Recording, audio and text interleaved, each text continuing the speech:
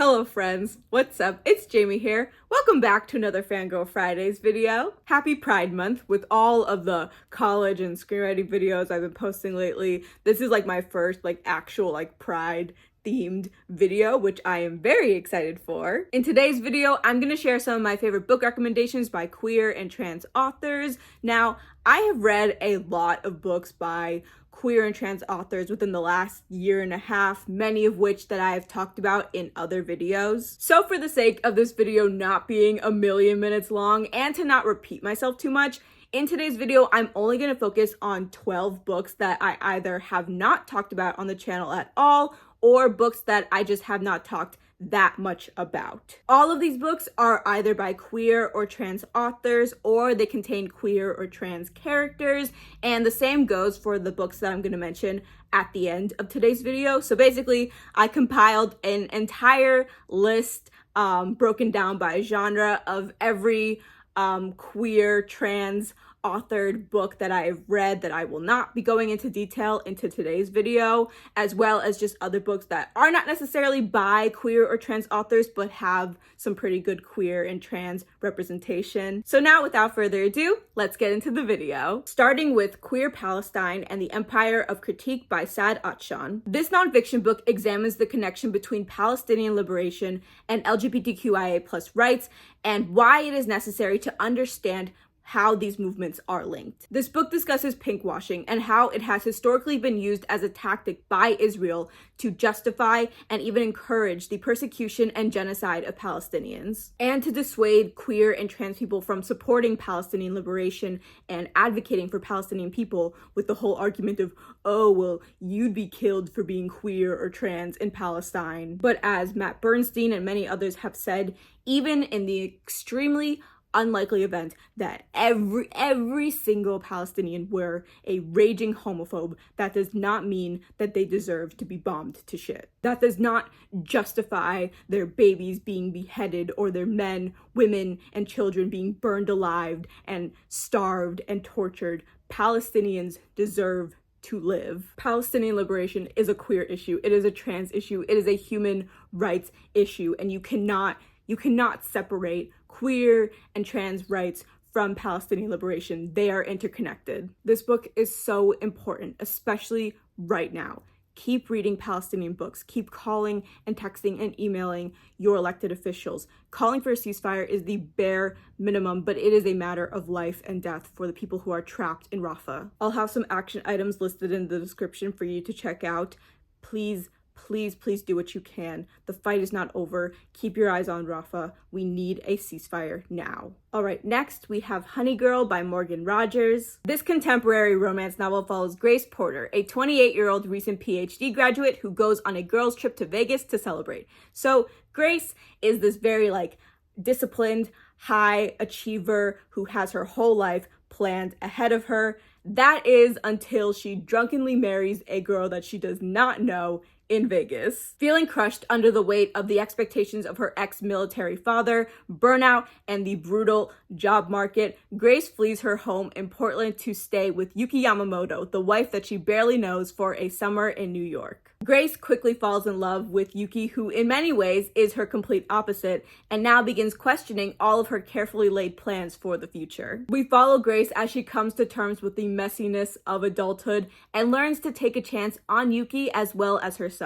I absolutely adored this book. Grace and Yuki are such a sweet pair. I think that they complement each other so well, and I also just loved the arc that Grace goes on through this book. There's a lot of sweet romance bits in this book, but it's also a very raw and intimate depiction of academic burnout and anxiety and depression, and as someone who has experienced all of those things, it really resonated with me. This book has so much humor and heart, and I really cannot recommend it enough. You have to read it. Next, we have Kiss Her Once for Me by Alison Cochrane. This sapphic holiday rom-com follows Ellie Oliver, who finds herself spiraling after a one-night stand that leaves her heartbroken and losing her dream animation job. Ellie struggles to make ends meet as a barista at a local coffee shop until one day Andrew, the shop's landlord, approaches her with an outrageous proposal. A marriage of convenience, which will allow Andrew to access his inheritance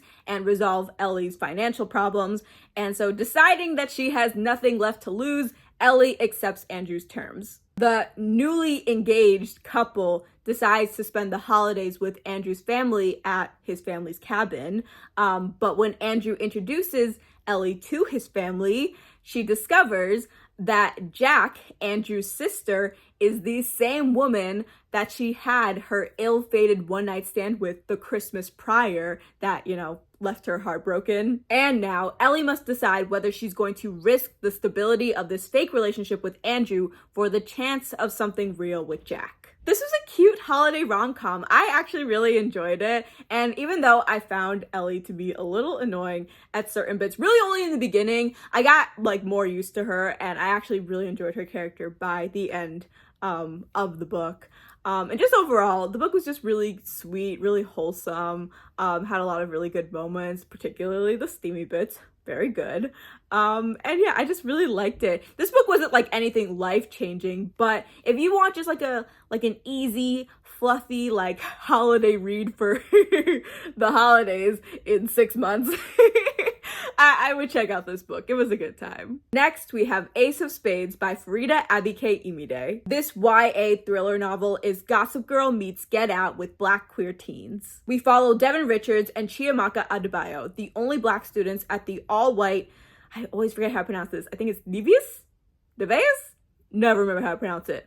Private academy, who are targeted by this anonymous stalker who refers to themselves as Aces at the start of their senior year. As Aces exposes Devin and Chiamaka's deepest, darkest secrets and threatens their futures, the two unlikely allies must band together to stop Aces before things get deadly. This was the first book that I read this year, and I really lucked out with getting such a banger to start out the year with. This book had me on the edge of my seat the entire time. I absolutely demolished it. I could not get enough of it. Farida Abike Imide's writing is it's just so excellent, and I absolutely loved the dual POVs that we got for Devin and Chiamaka. Both of them are such interesting and complex characters, and I just absolutely loved following them on this journey. Oh my god, it was so good. I think that this is my first proper thriller that I've ever read, and it absolutely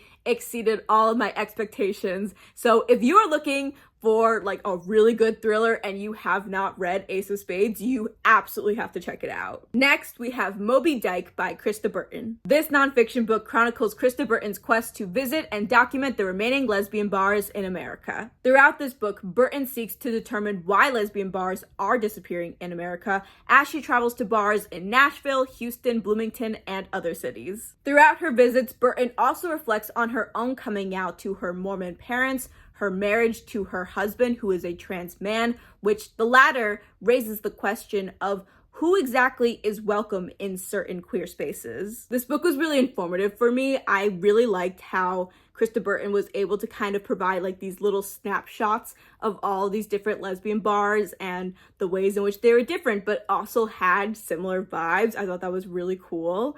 And I particularly enjoyed, I can't remember which bar, so which chapter it was that she talked about this in, but the one where she talked in detail about her mom, that one was so, it made me cry. It really it really hit me hard.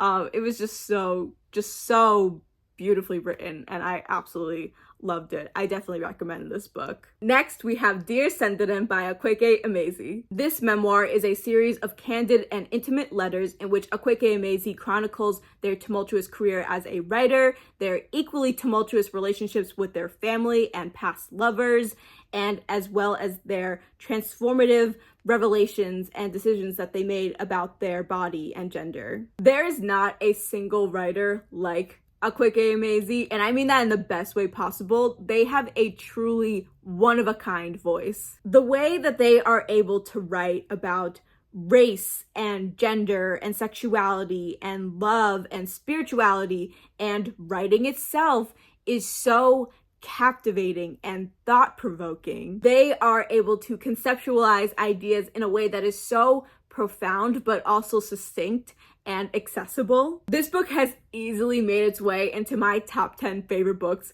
of all time. Like, I enjoyed the audiobook so much because that's where I originally read it, was from the audiobook, that I bought myself a physical copy because I'm like, I have to have this book. Like, I have to have it in my hands. I genuinely believe that you will love this book regardless of whether you read it for yourself or you listen to the audiobook, but I will personally always recommend the audiobook because Akwege Emezi narrates it, and they have the absolute perfect voice for narration. Next, we have Devon and Chris Plan a Wedding by Chensia C. Higgins. This contemporary romance novel follows Devon Miller and Chris Zavala, contestants on the fictional dating show Instant I Do. Basically, Instant I Do is this show where strangers pose as engaged couples over the course of a 6-week period where they complete challenges and have to convince their friends and family that they are actually getting married for the chance to win $100,000. Devon and Chris have come onto the show for very different reasons. So you have Chris, who is an influencer, and she is hoping that a stint on the show will be the big break that will further her career.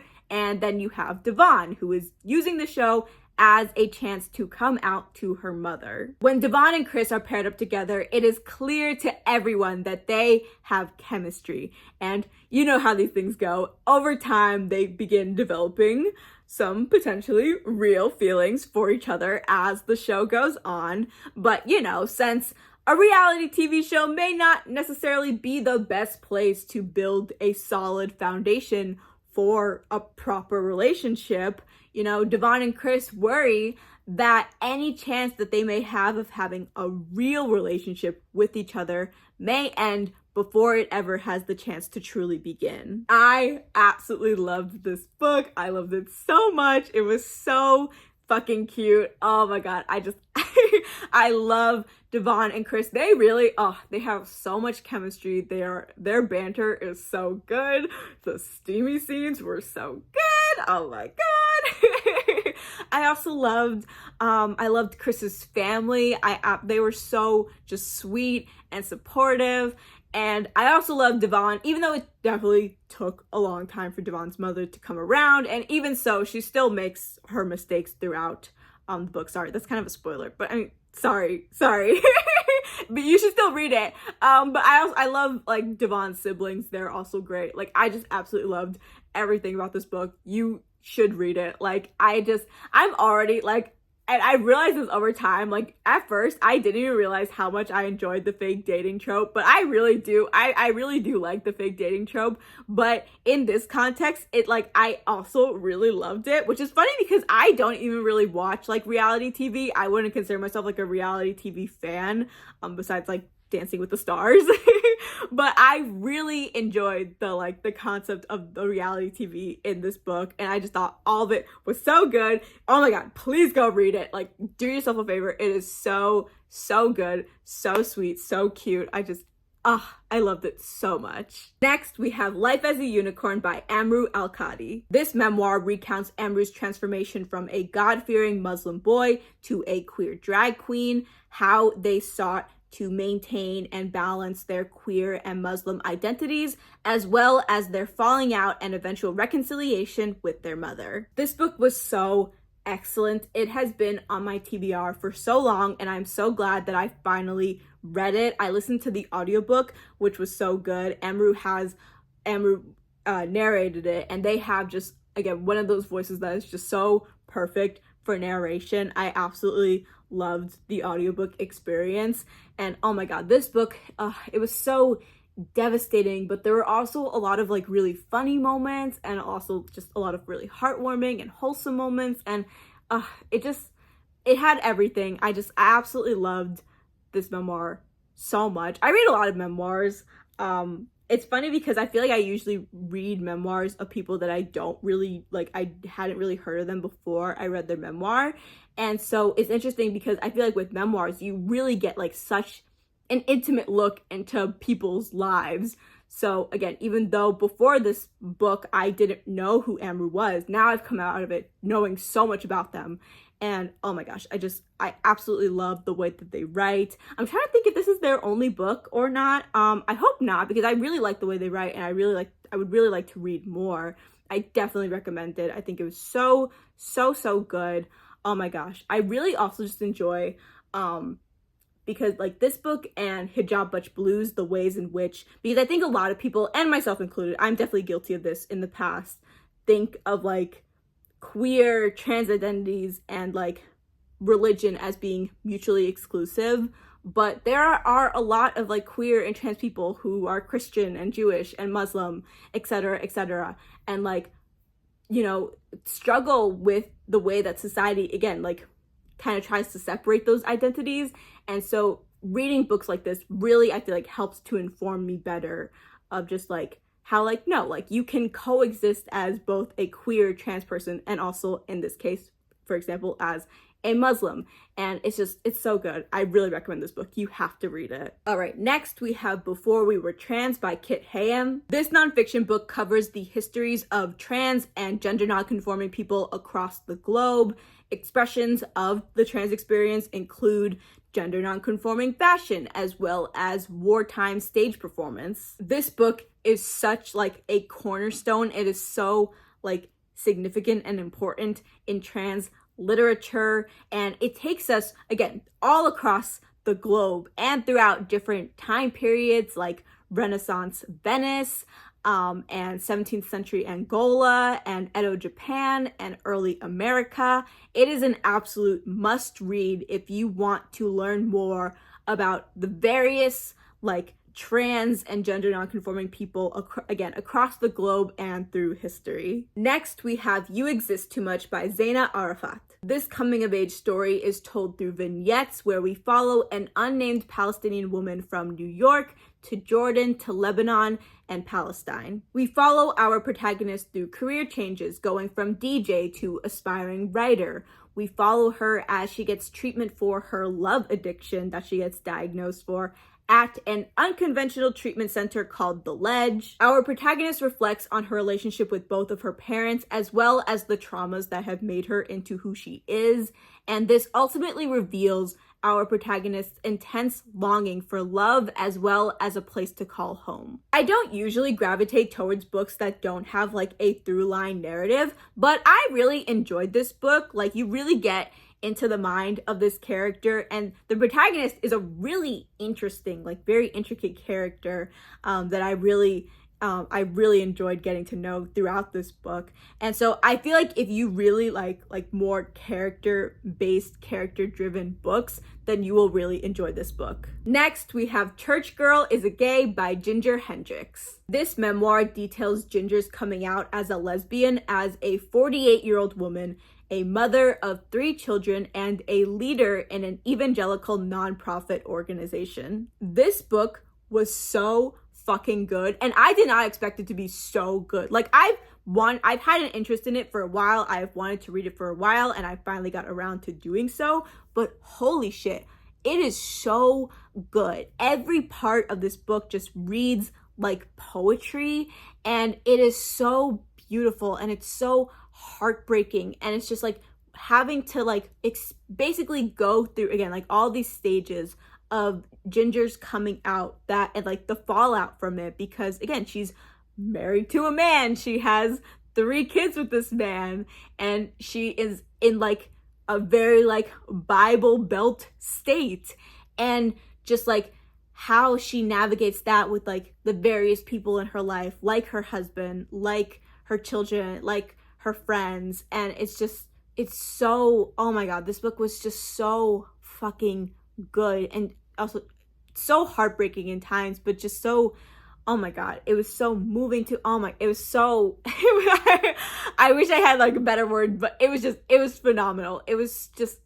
incredible. I'm trying to say more words besides just good because this book was just truly such an incredible experience, and wow, oh my god. And it's also just like such an important reminder that, like, you know, people come out like at all ages, at different points in their lives, in different situations, and this is just such an interesting, and like, now I grew up Catholic, but I no longer practice, and I never really was like, I didn't really know anybody personally who like grew up like evangelical. So this was just like the way, like, I feel like I learned so much from this book, and it was so excellent. Oh my gosh, you have to read it. It's also a very short read, but literally every part of the book from start to finish is just so good. And last but certainly not least, we have Iron Widow by Shirin J. Zhao. This is a YA fantasy sci-fi reimagining of the rise of China's first and only female emperor, Wu Zetian. In a futuristic version of medieval China, male pilots are paired up with female concubine pilots to pilot chrysalises, which are these giant transforming robots that battle mecha aliens that lurk beyond the Great Wall. However, the concubine pilots, these girls, often die in these battles due to mental strain. We follow 18-year-old Zetian, who offers herself up as a concubine pilot in order to assassinate the male pilot that is responsible for her sister's death. But when Zetian successfully kills this male pilot and comes out unscathed, she becomes known as an Iron Widow, which is a very much feared kind of female pilot who can sacrifice boys to power up chrysalises instead of the other way around. To tame Zetian's unnerving yet invaluable mental strength, she is then paired up with Li Shumian, I hope I'm saying that correctly, the strongest and most controversial pilot in, oh god, I don't know how to pronounce this either. Huaxia? I really hope I'm saying that correctly. But Zetian will stop at nothing to leverage their combined power and infamy in order to obtain more power, and as well to find a way to stop more girls from being killed. Okay, so I ended up going out for dinner with some friends from high school, so I never actually got to finish this video, but what I was gonna say is that Iron Widow, absolutely loved it. I loved it so much, way more than I thought I was going to. Like, I knew I was going to enjoy it, but I really love this book. I demolished it. I finished it so quickly. I am so, so devastated that I can't read Heavenly Tyrant yet because it's not out, right? Like, it's not, I'm pretty sure it comes out later this year, but I can't wait to read it when it does come out. I am so excited to see more of Zetian and her story. I really like Zetian as a character. I think she's so interesting. She is such a complicated character. Is she the best person?